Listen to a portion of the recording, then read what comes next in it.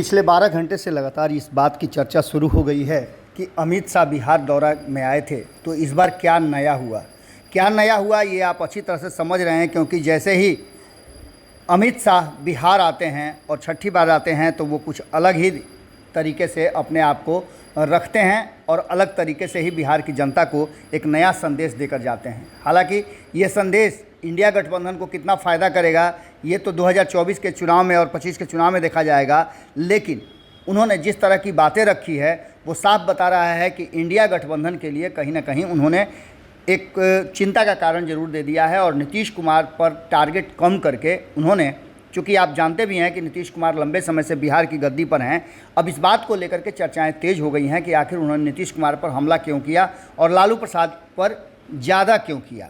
इसके पीछे 2-3 बातें हैं जो बहुत ही महत्वपूर्ण हैं और इसने कहीं ना कहीं गठबंधन को ही पूरी तरह से ध्वस्त करने का प्लान बना लिया है। बिहार से जाने के साथ ही इंडिया गठबंधन में ज़बरदस्त चर्चा का विषय छिड़ा हुआ है और झमेला भी देखने और सुनने को मिल रहा है। आपको बता दें कि पिछले कई वर्षों से, लगभग 32 से 33 वर्षों से नीतीश कुमार बिहार के मुख्यमंत्री हैं, लेकिन इसका एक हिस्सा भारतीय जनता पार्टी के साथ रहा है। ये भी कारण हो सकता है कि भारतीय जनता पार्टी नीतीश कुमार पर हमलावर कम है, क्योंकि सत्ता में उसकी भागीदार वो भी रही है। हालांकि आज से 15 दिन पहले ऐसा नहीं होता था।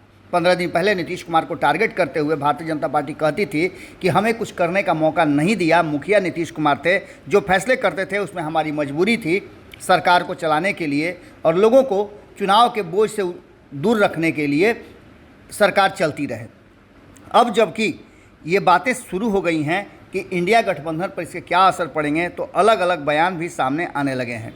आपको बता दें कि दीपांकर भट्टाचार्य ने इस पूरे मामले पर अपनी बात रखी है। उन्होंने कहा कि 2019 में लोकसभा चुनाव में पूरे विपक्ष के लिए सबसे खराब समय था कि चुनाव में 40 में से 39 सीटें एनडीए को मिल गई थी, लेकिन 2024 में ऐसा नहीं होगा। इसके साथ साथ आपको बता दें कि जेडीयू भी इस पर हमलावर है, लेकिन सबसे बड़ी बात यह है कि जिस तरह से इंडिया गठबंधन में अब नीतीश कुमार को लेकर के एक संशय पैदा कर दिया गया है, वो साफ बता रहा है कि कहीं ना कहीं इंडिया गठबंधन में सब कुछ ठीक ठाक नहीं है।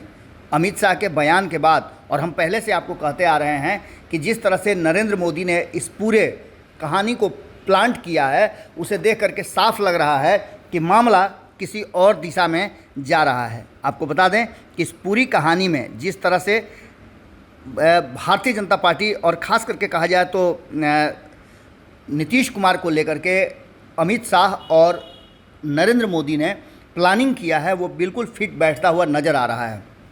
इस बार की कहानी पूरी दमदार है और कहीं ना कहीं शाह ने एक झटके में ही इंडिया गठबंधन को तहस नहस कर दिया है। आपको बता दें कि नीतीश कुमार को लेकर के अब कई तरह की बातें सामने आ रही हैं और उसके साथ साथ ये भी नज़र आ रहा है कि नीतीश कुमार की कुर्सी भी अब सेफ हो गई है। सेफ इसलिए हम बता रहे हैं कि ऐसी स्थिति में जिस तरह से अमित शाह ने और नरेंद्र मोदी ने पिछले 15 दिनों में 10 दिनों में एक्ट किया है, उससे साफ लग रहा है कि बिहार में लालू प्रसाद के लिए मजबूरी हो गई है नीतीश कुमार के साथ रहना, नीतीश कुमार के नीतियों को हाँ में हाँ मिलाना और नीतीश कुमार के फैसलों पर सर झुका करके स्वीकार करना। क्योंकि अगर ऐसा नहीं करते हैं तो आप समझ सकते हैं कि नीतीश कुमार ने और भारतीय जनता पार्टी ने भी ऑप्शन खुला खोल दिया है। जो नो एंट्री का बोर्ड था उसे कल ही आपने देखा होगा किस तरह से अमित शाह ने खोल करके तेल पानी वाली चर्चा करके बहुत कुछ कहानी कह दी है। अब देखना दिलचस्प होगा कि आगे क्या कुछ होता है, लेकिन इतना तो मान के चलिए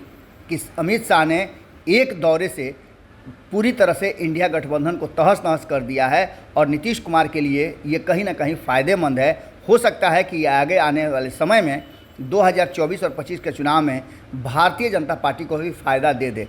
अब ऐसी स्थिति में इंडिया गठबंधन के घटक दलों को सोचना और विचार करना है कि वो इस पर क्या एक्शन लेते हैं। क्या होगा ये तो आने वाला वक्त बताएगा, लेकिन कमेंट बॉक्स में अपने विचार जरूर दीजिएगा। बहुत बहुत धन्यवाद। अगर ये वीडियो पसंद आई और वह बिहार के राजनीति और बिहारियत से सरोकार रखेनी तो सब्सक्राइब बटन दबा के चैनल के सब्सक्राइब कर ली। ओजे एगो घंटी बा, ओकरा बटन दबा देला से कुल सटीक और मारक खबर रुआ मुफ्त में मिल जाई। अगर रुआ पत्रकारिता के हमनी के नया प्रयोग में सहयोग कर चाहतानी तो ज्वाइन बटन दबा दी। पेटीएम नंबर नोट कर ली 9386816700। धन्यवाद।